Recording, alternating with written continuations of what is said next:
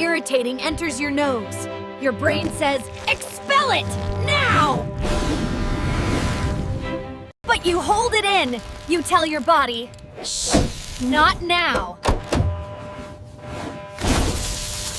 That air pressure has to go somewhere, so it crashes into your brain and ears instead. You just risked ruptured eardrums or popped blood vessels. Not cool.